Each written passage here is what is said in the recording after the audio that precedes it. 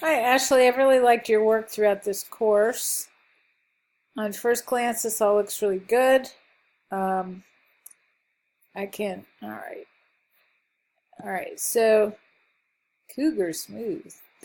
All right, so what I recommend right off the bat is to not make the line lengths too long.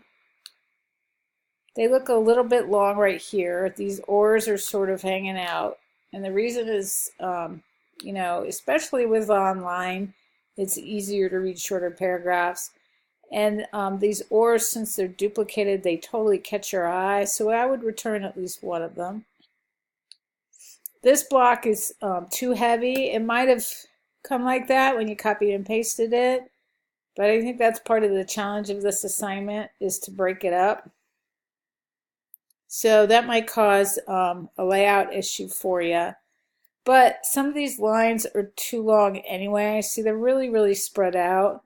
I would shorten them, make each column a little tighter, and you might just need another group of 3 pages to really make this work. That wouldn't kill you. It would look nice too. All right, so you have another one.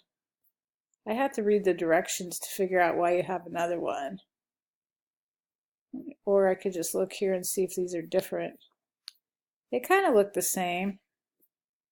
All right, but anyway, your color is beautiful.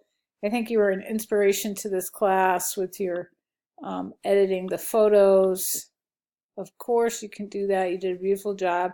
You're very consistent with color, font throughout. Fantastic background. I wonder if you could repeat that somewhere. Maybe in this blue bar. That might be kind of fun. But otherwise, I would just be careful with any words that are sort of on top of each other. You've got the. Return one of them so you can break it up. And the whole idea of that is just so the viewer can take it in quickly, easy, nothing makes you pause or catches the eye, right? Great work.